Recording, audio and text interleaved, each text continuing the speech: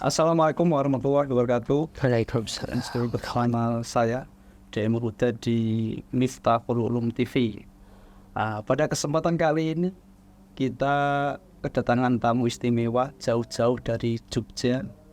Oke, selamat datang Pak Jito. Selamat datang Pak Daim. Pak atau Kang ini? Ini Kang saya ini. Oh iya. Kang Daim. Saya itu kadang dipanggil Mas, kadang dipanggil Kang. Kang Mas juga Ya, bisa ini. Dan Pak Musa, selamat siang. Selamat siang. Alhamdulillah bisa menyempatkan waktu di SMK Miftahul Ulum. Iya. Gimana nih Pak kesibukannya Pak Jito ini hari-hari ini? Ya kebetulan kan kesibukannya ya masih ini Pak, dari SMK ke SMK. Kebetulan berkat beliau ini saya dapat berkunjung ke Demak ya, SMK negeri SMK Miftahul Ulum ya, karena memang tugas dari instansi kami itu memang mendampingi dan memberikan implementasi kurikulum merdeka di SMK terutama yang pusat keunggulan Termasuk SMK Miftahul Ulum. Iya, termasuk SMK Miftahul Ulum. Ya, perlu saya sampaikan di sini Pak Jito ini adalah instruktur muda ini. Muda Pak ya? Iya. Instruktur di Balai Besar Pengembangan Penjaminan ini itu pendidikan vokasi, seni dan budaya. Iya. Di bawah naungan Kemendikbud Ristek. Betul. Sejak diluncurkannya kurikulum Merdeka dan platform Merdeka Mengajar atau dengan istilah PMM oleh Kemendikbudristek pada tahun 2002, ini banyak menimbulkan pro kontra antara beban mengajar dan kebutuhan. Nah, menurut Pak Jito ini Pak, mohon sharingnya bagaimana tentang pendapat tersebut Pak, masalah dampaknya terhadap implementasi kurikulum Merdeka di sekolah. Sebenarnya kita mulai dulu dari awal tujuannya ya Pak ya. Atau kenapa platform Merdeka Mengajar atau disebut PMM itu luncur atau diresmikan oleh Mas Menteri ya, Mas Nadiem Makarim katanya kan, karena masih muda nggak mau dipanggil Pak, panggilnya Mas gitu ya. Kan sebenarnya platform Merdeka Mengajar itu kan tujuan utamanya adalah untuk mengakomodasi ya kan pendidik dan tenaga kependidikan. Pendidik dan tenaga kependidikan itu ya salah satunya, dan yang utama itu adalah guru ya kan, ya kan, ada guru dan ada tenaga kependidikan, dan memang platform ini diuntukkan untuk guru ya. Supaya apa? PMM ini kan sebenarnya sumber dari segala sumber atau core of the core ya. Ya kalau teman-teman tahu ya kan siapa yang itu memviralkan core of the core, Pak Dul. Pak Dul itu bukan core-nya lagi tapi core of the core dari kurikulum Merdeka yang sekarang baru diimplementasikan ke sekolah, terutama sekolah PK, karena itu suatu keharusan. Kalau yang non PK atau belum PK itu boleh memilih kan ya. Boleh kurikulum 2013, boleh kurikulum Merdeka. Nah sebenarnya kan segala sesuatu yang intinya tentang kurikulum Merdeka itu ada di platform Merdeka Mengajar, dan itu memang diperuntukkan untuk guru. Kalau akhirnya timbul semacam apa tadi, pro dan kontra, dianggap membebani, tinggal kita sudut pandangnya dari mana dulu ya kan. Kalau Bapak Ibu butuh informasi ya kan, sebenarnya tinggal login di sana, cari informasi apa ada tentang kurikulum Merdeka ada. Tapi kalau kita sudut pandangnya itu dijadikan sebuah beban, ya akan beda lagi ya kan? Kewajiban itu nanti akan memberikan beban, kebutuhan itu nanti pasti tidak akan memberikan image beban, apalagi sudah jadi kebiasaan. Kalau sudah biasa itu nggak akan jadi beban. Nah, ya kan Pak. Ya betul. Nah, karena kita sudah biasa makan 3 kali sehari. Nah, bukan beban lagi. Tapi sudah kebiasaan. Ya, kebiasaan. Nah, jadi makan untuk kebutuhan, bukan kebutuhan untuk makan. Ya. Nah itu sebenarnya kalau masalah ya memang ya kalau tuntutan di pusat, kemudian kan saya mewakili Balai Besar Pengembangan Penjaminan Mutu Pendidikan Vokasi Seni dan Budaya. Di situ aja ada namanya penjaminan mutu ya kan Pak ya. Yang namanya mutu itu kan bisa dilihat dari data ya kan. Kalau hal-hal yang sifatnya administratif itu kan dianggap membebani, bagaimana kita akan mengukur kalau nggak ada yang hal yang sifatnya administratif, karena disitulah nanti letak tolak ukur mana kemajuan yang bisa dilihat ketika SMKPK itu sebelum menggunakan kurikulum merdeka atau sesudah menggunakan kurikulum merdeka. Memang merdeka ini pemahamannya macam-macam ya Pak. Iya. Nah, merdeka itu ya merdeka. Yang merdeka mengajar. Ada merdeka mengajar. Mengajar boleh, enggak juga enggak apa-apa. Merdeka juga merdeka. Ngajar oleh, ora oleh. Nah, yang merdeka lah itu yang kita sebagai insan pendidikan ya, yang katanya memegang peranan atas kemajuan pendidikan bangsa ya kan, itu yang harus ikut meluruskan. Yang namanya merdeka itu bukan ngajar oleh ora oleh, tapi merdeka cara menggunakan apa untuk menyampaikan informasi pelajaran yang dibutuhkan oleh siswa ya kan. Metode pembelajarannya merdeka, boleh pakai apa saja.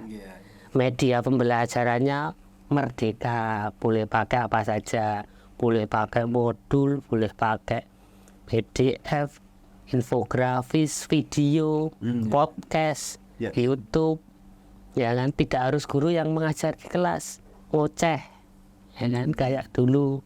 Nah, itu jadi merdekanya itu cara mengajarnya, bukan merdeka tidak mengajar. Apalagi kalau yang sudah sertifikasi manual ya kan, ada beban mengajar ya Pak Musa ya, 24 jam ya kan. Masa merdeka terus ramulang terus gitu ya gitu. Nah itu Nah kebutuhan apapun yang Bapak Ibu butuhkan itu bisa diakses di platform Merdeka Mengajar, terutama bagi Bapak Ibu yang punya akun belajar.id ya nanti, dan saya kan sudah punya semua. Ya, untuk Pak Musa ini Pak, untuk sekolah ini selaku leader atau kepala sekolah yang ada di sekolah Miftahul Ulum ini khususnya, bagaimana cara menyikapi terhadap implementasi kurikulum merdeka ini Pak Musa? Ya, terima kasih. Untuk tahun-tahun pertama pengenalan kurikulum merdeka memang kita masih apa ya itu namanya, itu apa yang baru kenal itu tuh, atau apa namanya itu, Hal yang baru. nah itu yang baru kan masih meraba-raba, masih tindu, karena di SMK Miftahul Ulum kan kita menjalankan kurikulum merdeka mulai tahun 2022 karena terpilih menjadi SMK Pusat Unggulan. Bisa harus menjalankan kurikulum merdeka. Di tahun 2022 kita memang agak ikut adaptasi dulu, pengenalan dulu ini ya tentang kurikulum merdeka itu bagaimana. Tapi alhamdulillah di tahun 2023 ini kita sudah mulai kenal tentang kurikulum merdeka. Yang pertama ini tadi kurikulum merdeka ya kita merdeka, muridnya juga merdeka. Merdeka kok bagi tambah masa masih ditekan-tekan ya. Merdeka nggak mana. Dengan lambatnya waktu, pemahaman lewat PMM tersebut, lewat workshop, alhamdulillah sudah sedikit demi sedikit memahami tentang kurikulum Merdeka, dan insya Allah ini kurikulum ini sangat baik lah untuk pendidikan di Indonesia, apalagi di era digital yang sekarang ini. Gini Pak, dengan adanya kurikulum Merdeka ini ada namanya PMM. Ini sepertinya kok tidak berdampak pada sekolah, khususnya di sekolah swasta ini hampir tidak mempunyai dampak, kecuali dari sisi administrasi dan penilaian sekolah, dan membuat sebagian pendidik dari sekolah swasta kurang tertarik untuk menggunakan PMM ini, termasuk platform Merdeka Mengajar ini.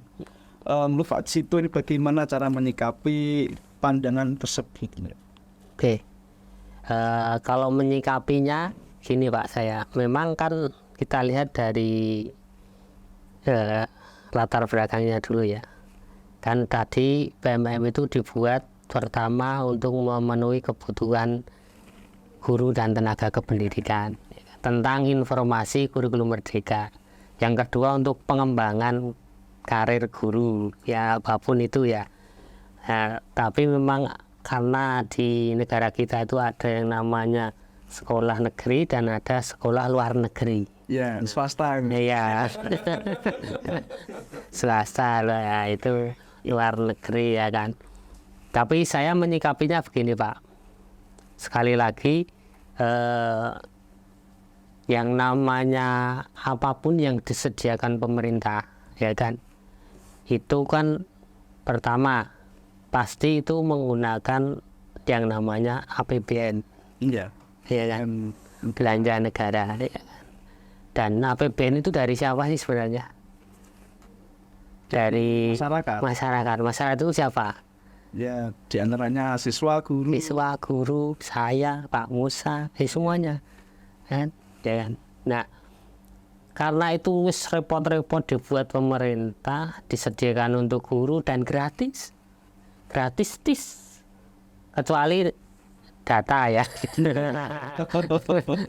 Kadang kita ngomong gratis nih ternyata pakai kuota ya, jadi gratis ya Pak ya. Itu ada unlimitednya, ada batasnya juga, ada limitnya. Iya, jadi rasido gratis ya Pak ya. Tapi ya juga kalau masalah data kan saya kan sekarang itu sudah jadi kebutuhan kan. Kalau dulu mungkin enggak, dulu kebutuhan pokok itu ada 3. Ya apa ya, sandang, pangan, papan. Iya Bang. Ya kan, nah, sekarang tambah kuota. Kayak betul. Oh iya, coba kalau jenengan nggak punya kuota, Jam 12 malam cari kota. beli mesti beli pulsa internet ya, itu udah. Nah, artinya itu sudah jadi kebutuhan dan tidak masalah. Dan mari makanya itu karena sudah repot-repot disediakan pemerintah, marilah kita manfaatkan. Baik negeri maupun swasta. Saya yakin pasti ada manfaatnya. Mau karena mungkin kalau dari segi administrasi bagi sekolah negeri jelas ya mempengaruhi. Tapi kalau akreditasi saya nggak, nanti prosesnya kan yang tahu teman-teman yang di sekolah. Akreditasi itu kan juga akan di situ juga ada penilaiannya nanti. Bahkan kan kalau sekarang itu login di PMM itu datanya setiap hari itu ada. Sekolah mana yang login, jam berapa, berapa lama, akunnya itu apa. Di salah satu provinsi di Indonesia kemarin ada yang dibuka, baik sekolah negeri maupun swasta, yang nggak pernah login itu dipanggil di dinas. Sekolahnya. Disuruh untuk ya paling tidak itu dimanfaatkan. Disemprit lah. Dapat kartu kuning lah. Nah, itu di salah satu provinsi, saya nggak usah sebut provinsinya. Nah, artinya apa?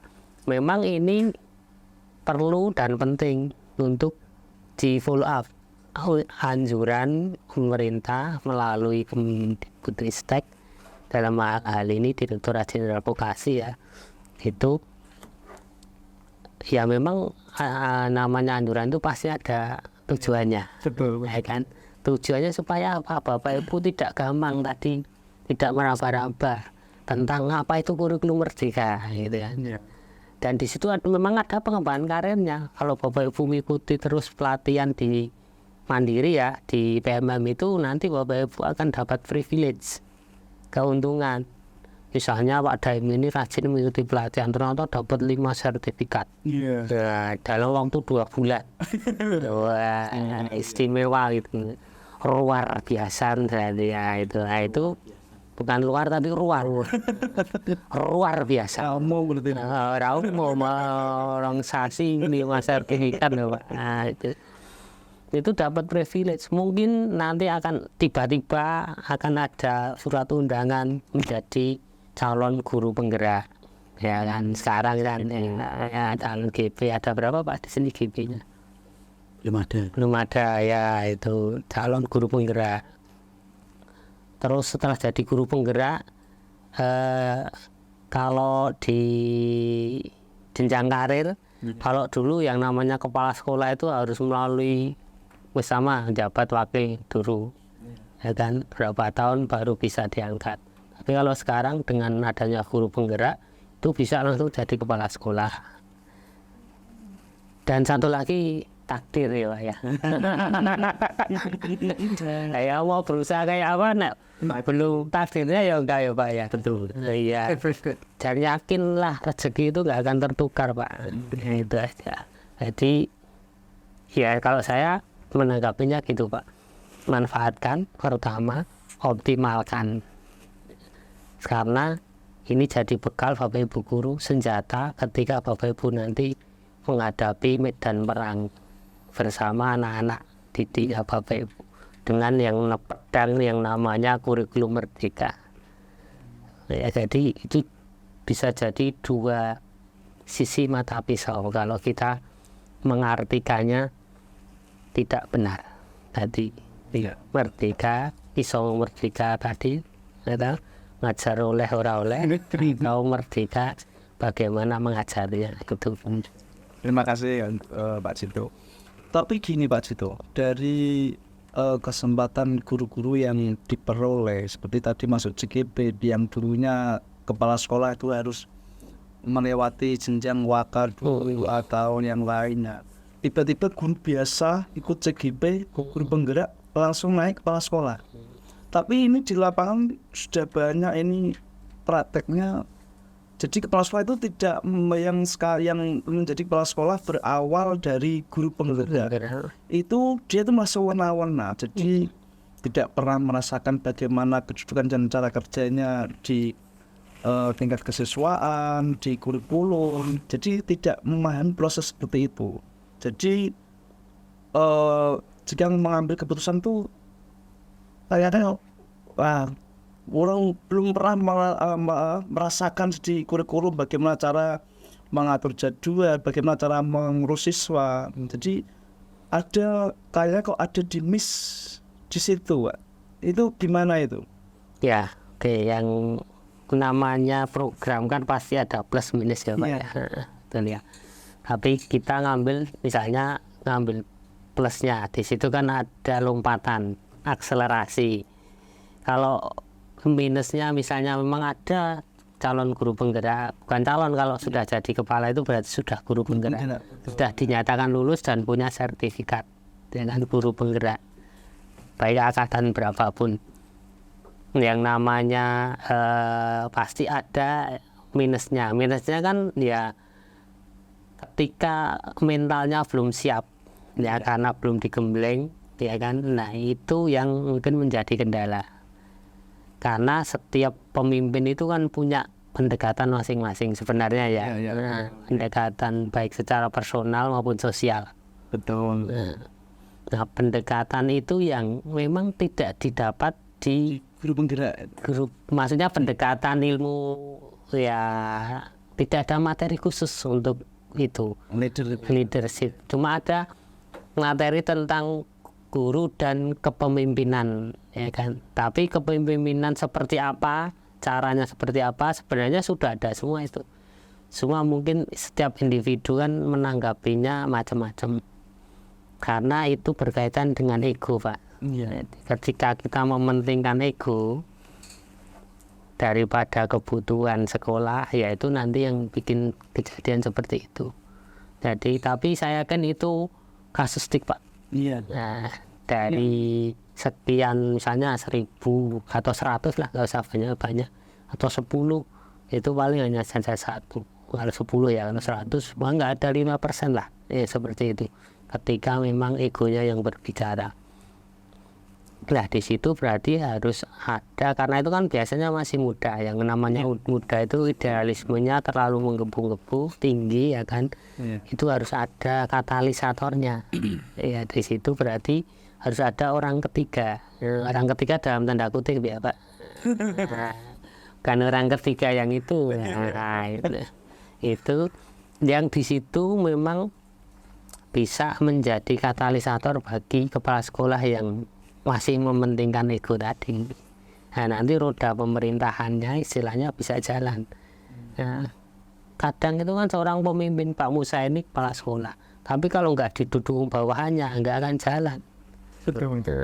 Ya kan, nah, rodanya kan di bawah, cuma otaknya di sini, di tempat Pak Musa. Jadi Pak Musa itu yang kalimat-kalimat positif terutama itu yang harus digunakan, jangan kalimat negatif ketika meminta sesuatu atau memerintahkan ya kan, itu dengan menggunakan kalimat positif. Nah itu hanya bisa terbentuk dengan waktu Pak, proses ya, pengalaman. Seperti Pak Daim ini kalau MC, kalau jam terbangnya rendah tinggi iyo jam terbang itu bicara Pak. Nah, itu pasti dimanapun itu ya, mungkin itu. Pak Musa nih, Pak Musa, mengenai PMM ini, apakah ada sanksi dari Kemendikbudristek ini jika ada, atau dari dinas terkait bagi tenaga pendidik yang tidak mengakses PMM? Kira ada enggak lain? Itu sanksi dari pemerintah atau sanksi dari sekolah sendiri? Dari pemerintah. Kalau dari pemerintah, setahu saya itu tidak ada. Kalau namanya sanksi itu, tapi dari pemerintah, dari lewat dinas atau lewat teman juga itu memang dihimbau agar semua bisa mengakses PMM, terutama yang mempunyai tadi Pak, akun belajar belajar.id itu. Karena kalau tidak, karena ini kurikulum merdeka dan lewatnya PMM semua itu, kalau sekolah tidak pernah mengakses itu, nanti akan ketahuan dari memang sekolah itu, meskipun sekolah itu prestasinya bagus, siswanya banyak, tapi kalau tidak mengakses PMM, pemerintah tidak akan mengetahui itu. Makanya ada cerita tadi, sehingga dinas memanggil sekolah yang tidak pernah mengakses PMM tersebut, karena tidak terpantau dari pusat. Karena sekarang mantunya lewat semua itu Pak ya, lewat PMM, entah itu membuat video pembelajaran atau apa, semua lewat itu, sehingga bisa diukur berhasilnya sekolah itu bisa diukur lewat PMM. Kalau tidak sama sekali, nah jadi pertanyaan, ini sekolah masih ada atau tidak ya? Kalau nggak pernah, kayaknya di izin profesional masih ada, tapi kalau nggak ada kegiatan, data-data memang lewat PMM tersebut. Lantas apakah ini ada dampaknya Pak? Apalagi nih SMK Miftahul Ulum ini masuk dalam SMK Pusat Keunggulan ini. Mungkin apakah ada ini sangat penting untuk SMK PK lebih-lebihnya Pak ya? Gimana ini? Bisa? Ya jelas penting, karena salah satu keberhasilan sekolah terutama untuk SMK Pusat Keunggulan bisa dilihat lewat PMM tersebut. Meskipun tadi di lapangan gurunya pinter-pinter, siswanya juga pinter-pinter, tapi tidak teradministrasi, tidak terdata lewat PMM tersebut. Karena sekarang bicaranya data Pak. Iya betul. Sudah Track record kita ya itu tadi nambahi Pak, jejak digital Pak. Jadi jangan cuma menjejakkan digital di sosial media. Kan sama sebenarnya Pak. Ngupload video di sosial media di YouTube sama ngupload video di PMM kan sama toh caranya. Ya sedikit sama lah. Oh ya bikin video, klik sini, ya kan upload sana, kasih deskripsi, ya kan. Sama toh sama di YouTube. Ya. Cuma kita kadang mementingkan yang pribadi tadi itu loh. Nah, kalau nguploadnya ya di YouTube oke, di PMM juga nggak apa-apa gitu loh. Nah mungkin nanti kan dampaknya kan pusat keunggulan ini kan tidak akan selamanya namanya pusat keunggulan ya Pak ya. Sekarang kan pusat keunggulan lanjutan. Sebelum itu pusat keunggulan tok til ya. Nek tok mesti nganggo ini ya. Terus sebelumnya itu namanya CO, Center of Excellence kan sama namanya, cuma Inggris apa Indonesia ada. Dan nggak tahu besok mau ganti nama apa lagi, ya kan? Ya siapa tahu kan track record jejak digitalnya kan ketika ini kan nanti kan jelas itu yang namanya AN Asesmen Nasional itu yang dinilai kan nggak hanya Bapak Ibu guru siswa tapi sekolah juga. Studi juga dinilai Pak. Studi itu nanti ada Sulinjar namanya, survei lingkungan belajar. Itu dinilai juga. Nah, nanti studinya ini qualified enggak, nanti akan ada rekomendasi ke sekolah. Bahkan kalau memang sekolah itu, apalagi yang PK ya, itu himbauannya itu sangat-sangat mutlak. Kalau yang non PK mungkin masih ada semacam keringanan ya. PK itu harus, PMM itu setiap guru harus mengakses, bahkan punya jejak digital di sana. Itu di menu bukti karya, baik itu yang wujudnya video atau wujudnya tulisan. Ya, dua itu aja. Rekaman kegiatan mengajar Bapak Ibu atau video pembelajaran atau tulisan rangkuman PDF ya tulisan itu tentang apa yang telah Bapak Ibu laksanakan dalam mengimplementasikan kurikulum Merdeka. Itu jadi jejak digital.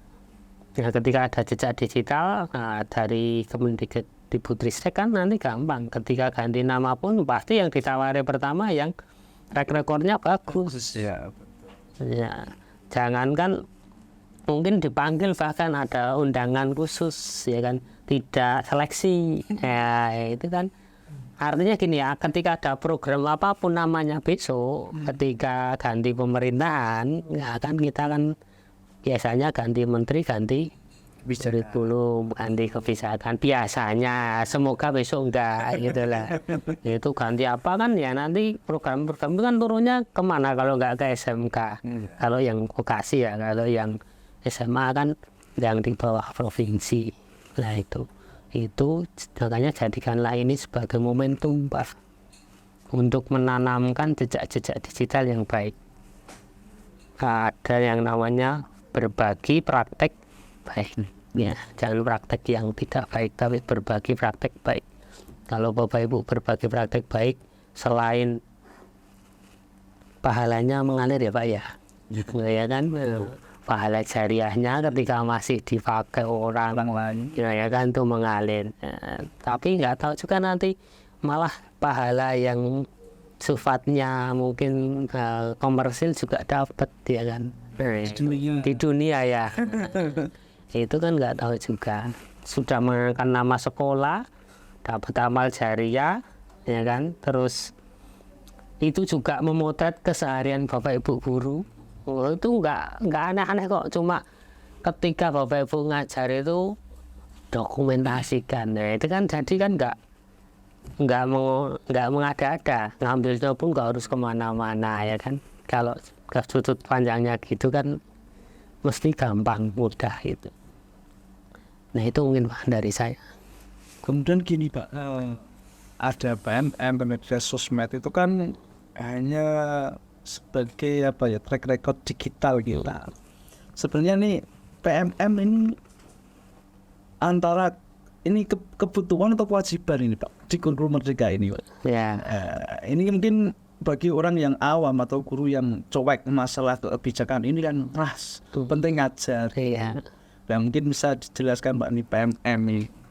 Dan ada memang Bapak Ibu guru yang guru seperti itu, ada di mana-mana, ada di setiap profesi aja. Saya nggak ngomong guru ya, itu istilahnya kalau di itu sudah berada di zona nyaman Pak, comfort zone namanya. Jadi alah aku ini ya dibayar kok.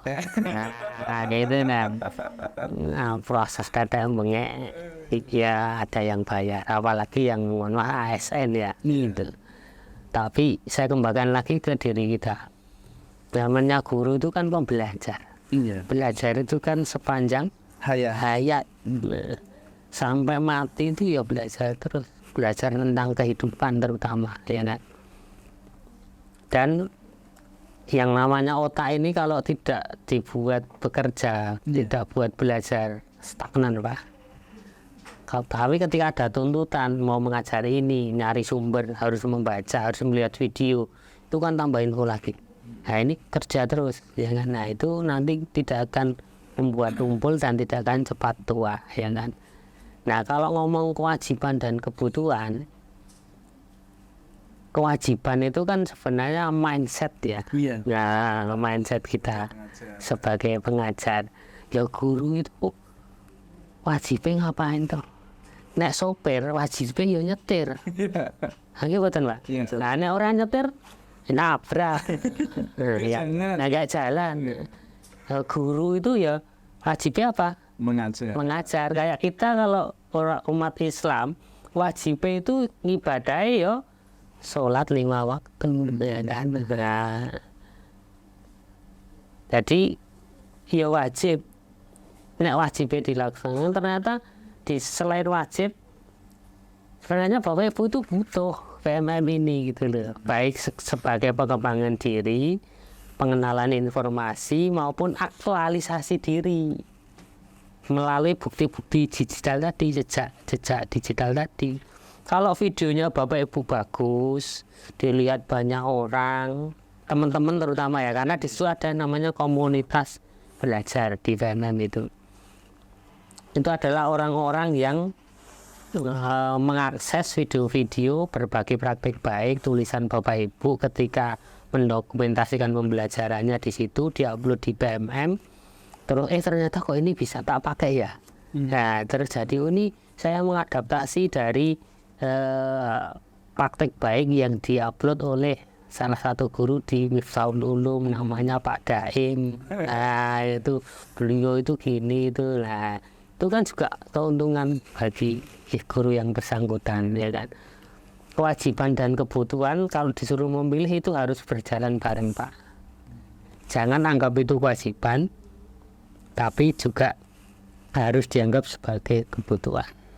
Karena wajib profesi guru yang ngajar, wajib profesi apa kameramen ya nyuting, ya kan, penyiar ya ngoceh, ya kan, MC juga gitu, wajib MC ya, MC dibayar ngoceh kok, wah sok ya mau ngoceh, ya dah, ya itu. Ini kalau Pak Musa sendiri nih, PMM ini antara kebutuhan apa kewajiban nih? Selaku yang ada di bawah, mungkin Pak Cito beliau yang selaku di atas ya, selaku penjamin mutu di BLI besar. Kalau Pak Musa sendiri gimana Pak? PMM ini sebenarnya itu antara kebutuhan apa kewajiban ini? Gimana itu ya? Antara kewajiban dan kebutuhan. Ya tadilah kita lihat dari sudut pandang, seperti apa ya, kalau kita berbicara agama seperti sholat itu sebetulnya kewajiban atau kebutuhan ya? Ada yang ada yang apa itu menyebut kewajiban, ada yang menyebut kebutuhan. Kalau yang kebutuhan seperti ini, saya butuh karena apa ya, sekarang karena saya hidup diberi fasilitas oleh Tuhan, diberi apapun kebutuhan di dunia ini, berarti saya butuh menyembah, butuh menyembah. Kalau kewajiban mungkin itu untuk orang-orang apa bisa dikatakan orang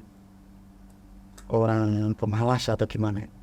Wah, ini kewajiban, kalau saya tidak melakukan nanti dihukum, nanti ada punishment-nya.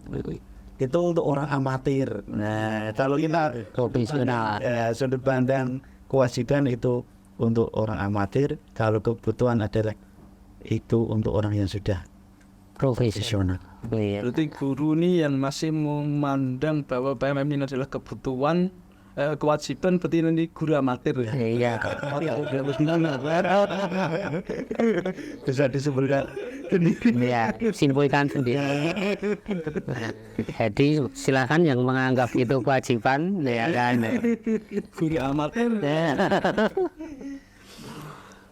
Oke. Terus gini Pak Cito dan Pak Musa, ini PMM ini kan sejak diluncurkan itu kan sering terdapat perubahan atau fitur-fitur bu. Bukankah yang namanya Merdeka Belajar ini diberikan kebebasan dalam hal kutip, dalam arti tidak seluruhnya, tapi diberi kebebasan dalam mau mana yang mau dipakai sesuai dengan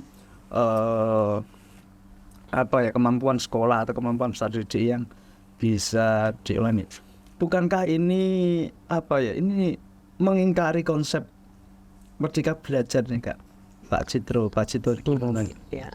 Memang fitur-fitur PMM itu kan istilahnya berubah sesuai kebutuhan Pak. Jadi dan itu berkembang terus. Ini bersifat administratif loh Pak Cito. Iya, artinya gini, maksudnya gini, ketika memang dibutuhkan untuk membuat semacam rapor ya, kalau anak kan rapor pendidikan kalau untuk sekolah namanya itu kan butuh data-data administratif.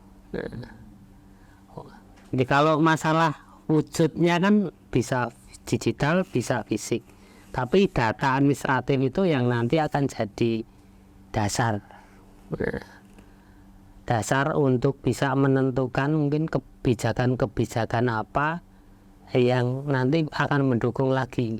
Dan ini selalu berubah, akumulasinya cepat Pak Daim. Jadi ketika nanti fitur-fitur barunya itu nambah ya kan, isinya ini harus ini itu nanti itu sesuai kebutuhan memang, dan itu disurvei Pak, ada tim sendiri yang memang tim pengembang namanya. Ternyata guru ini butuh ini ya, ini ya, tapi memang untuk input data ya, nah itu memang harus ada yang sifatnya administratif supaya bisa terbaca.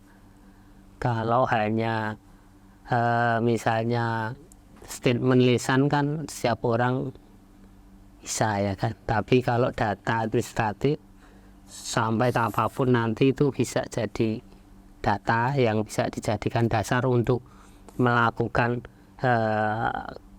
semacam analisis untuk menentukan kebijakan-kebijakan lebih lanjut untuk kemajuan anak SMK terutama ya, karena kita ngomong PMM untuk SMK, ada PMM untuk SMA dan jenjang yang di bawahnya.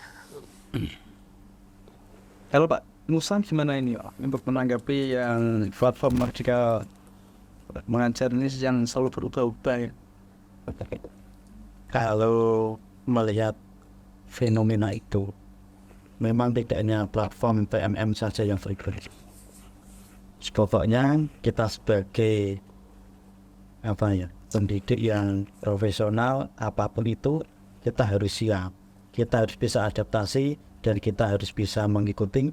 Apalagi di zaman yang teknologi serba canggih, digital ini yang selalu cepat berubah. Ya. Kalau kita mengeluh tentang itu, ya ketinggalan kita. Apapun titik perubahannya, apapun itu harus kita ikut. Kita terima itu. Ya, Kalau ini tadi enak di zona nyaman itu, kita ya ketinggalan, pasti ketinggalan. Kita disuruh sekarang SMK harus link and match sama industri. Padahal industri itu larinya cepat sekali. Cepat banget. Kalau kita tidak mengikuti ya kapan link and match-nya itu, kapan ada kecocokan, kapan ada nyambung, nggak bakalan nyambung, sehingga harus harus kita bisa beradaptasi apapun perubahannya itu. Tapi ya memang di dunia pendidikan ya agak berat memang mengikuti industri, karena apa? Biasanya kita terbentur dengan aturan-aturan, Ya, betul. standar-standar itu, standar yang dibuat pemerintah untuk pendidikan dan pendidikan lebih di bawah standar industri itu. Kan memang agak sulit antara perpaduan peraturan pemerintah dengan industri. Nah itu ya, memang kita sulit mengejar industri. Iya, nah untuk Pak Cito ini apakah ada tips atau kiat-kiat atau saran bagaimana agar para pendidik ini giat untuk mengakses PMM? Oh iya, tipsnya cuma satu Kak. SMK itu slogannya apa sih? Bisa. Udah, bisa. Semua ada di sini, bukan di sini. Kalau di sini itu cita-cita. Cita-cita tak? Semua ada di sini ya. Tapi di sini mindset. Kalau Bapak Ibu ngomong bisa, apapun rintangannya, apapun halangannya, apapun program pemerintah, apapun tuntutannya, saya yakin Bapak Ibu guru adalah guru yang hebat. Kalau di sini bisa, itu pasti bisa. The power of kepepet. Ketika di sini ada lubang, kalau normal kita itu lompat nggak bisa. Ini nek dikejar anjing, apalagi anjingnya herde, nek anjingnya wing apa yang kecil itu Pak? Anjing apa itu? Pelacak itu. Kan yang kecil putih. Anjingnya putih itu nggak takut. Ini nek anjingnya herde, awalnya nggak bisa lompat jadi bisa. Bahkan laut seberangnya. Laut aja di seberang, ya kan. Tidak ada apa kan? Yes. Tanya di sini banyak kapal ya. Gitu. Semua ada di sini. Niat adalah yang utama. Proses harus dijalani. Hasil pasti mengikuti. Ya, itu catat Mas. Iya. Well, kapan catat ya? Itu kuat hari ini. Iya. Mungkin kalau Pak Musa mungkin ada strategi Pak Musa, strategi yang mau disiapkan atau yang mau dilaksanakan dalam menyikapi guru agar giat mengakses PMM ini selaku leader kepala sekolah. Sebenarnya saya yakin semua guru itu sudah tahu tentang aturan-aturan harus PMM harus kita akses, apalagi yang sudah mempunyai akun belajar.id itu yang disampaikan oleh Pak Cito tadi seperti slogan SMK bisa. Saya yakin guru di SMK, terutama di SMK Mental Ulung, saya yakin semuanya bisa. Hanya nambah satu lagi Pak, selain bisa mau gitu. Itu mau ya ini. Saya mau bisa, tapi kalau tidak mau ya tetap tidak diakses. Dan nambah satu kemauan. Itu saja yang bisa saya sampaikan, yaitu mari guru-guru kita, guru-guru SMK Mental Ulung, saya yakin panjenengan semua bisa, dan saya berharap panjenengan juga mau untuk semua yang kita butuhkan di sekolah kita. Ini PMM juga bisa diakses kepala sekolah ya? Iya bisa.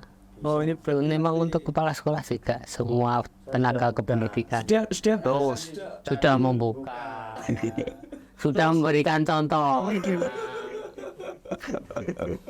ini juga saja. Iya. Pak ya mungkin ini nanti harusan Pak, juga mungkin dikasih ringkut Pak. Yang akses paling banyak itu Pak Cito ya? Iya, minimal dari sekolah dulu misalnya, itu sebagai pemantik. Iya saja ya, nanti kalau memang Pak saya sudah mendapatkan sertifikat dari PMM, lah itu buktinya sertifikat. Iya, bukti ya itu tadi. Tapi kalau sudah mengakses dan sudah mempelajari mengikuti pelatihan-pelatihan yang ada, buktinya adalah sertifikat tadi. Kalau ada sertifikat, bisa saja sekolah nanti memberi reward. Nah ini Catat. Ya bisa. Penting ini. Penting ini. Ini namanya sumbangsih. Ya. Oh ya, ya tadi kita belum apa ya, ada yang kelupaan tadi. Pak Citro ini background selain jadi instruktur di Balai Besar ini apa ini Pak? Oh ya. Kayak saya dengan dosen juga, ada guru SD tapi guru spesial batik atau apa ya? Oh iya. Sebenarnya kan karena saya backgroundnya kan seni rupa, Iya seni. dan jadi saya dari Jogja, Institut Seni Indonesia Yogyakarta, seni rupa, tapi mayor saya emang di batik. Ya, jadi memang seni rupa kan macam-macam, ada yang memfokuskan di lukisan, ada yang di seni patung, ada ini ya, dan itu ada semua di balai. Jadi Bapak Ibu guru semua yang ngajar seni dan budaya, sekarang namanya bukan seni dan budaya tapi seni dan industri kreatif. Seni dan industri kreatif. Ya, broadcast, multimedia, animasi, DKP, ya kan. Multimedia kan dulu, sekarang dipecah jadi 3 jurusan. Di broadcast ya animasi sama di DKP, desain komunikasi visual. Ini semuanya mengilmunya di tempat saya. Kebetulan saya backgroundnya seni dan saya memang mayornya di situ. Kalau guru SD itu Pak, perjalanan hidup saya. Sebelum saya di balai itu guru SD dulu, terus sekarang masih jadi dosen luar biasa di salah satu perguruan tinggi di Jogja. Harus juga mengampu terutama di job desk saya kan di balai selaku salah satu SDM yang memang tugasnya untuk pendampingan implementasi kurikulum merdeka, pendampingan IKM namanya itu, dan harus dilaksanakan sampai ya nanti kebijakan ini sampai sejauh mana ya kita ikuti aja. Artinya apapun kebijakan pemerintah, yang namanya kita ini kan hanya kalau di catur bidak itu ya pion ya, prajurit ya, prajurit itu ya titahnya ke situ ya kita ke situ. Yang penting kita tidak menyalahi aturan. Ya prajurit ini melakukannya ya kayak gitu. Nek jaran itu kuda melakukannya L. Nek menerima kinere ya sering lurus ada. Nek peteng lurus. Nek apa? Yang paling fleksibel itu Menteri bukan satunya. Rojo. Yang seter. Oh, star. Nah, seter itu apa bahasa Indonesia ya? Ya, seter ngerti ya? Seter itu kan bisa kemana-kemana lah, itu mungkin menteri ini lah gitu. Menteri ini Pak sekarang gitu. Rojo ini presiden gitu ya. Kita ikuti aja apapun kebijakannya. Yang bagus kita ambil, ya kan? Yang jelek kita tinggalkan. Yang sesuai dengan kebutuhan di sekolah. Ya, setiap sekolah kan punya kebutuhan masing-masing karena berkaitan dengan input baik itu SDM, sarana prasarannya, kemauan masyarakat dan sebagainya diambil sesuai, diakomodasi, dikembangkan sendiri. Ya, jangan ditiru persis karena beda-beda soalnya setiap sekolah. Yang penting mau. Jadi kemauannya harus besar. Kemauannya besar Pak, kalau nggak besar nggak jadi itu nanti, nggak jadi itu barang katanya mau niat pasti bisa. Ya demikianlah para pemirsa Miftahul Ulum TV yang sudah senantiasa menyaksikan. Jangan lupa untuk komennya jika ini ada bermanfaat atau diberi masukan. Dan jika ini baik, silahkan di-share dan lupa di-subscribe. Terima kasih Pak Ya, Cito. sama-sama. Ya, nanti bisa bertemu lagi. Ya, Pak Musa, terima kasih. Ya, sekian dari saya akhiri. Assalamualaikum warahmatullahi wabarakatuh. Waalaikumsalam.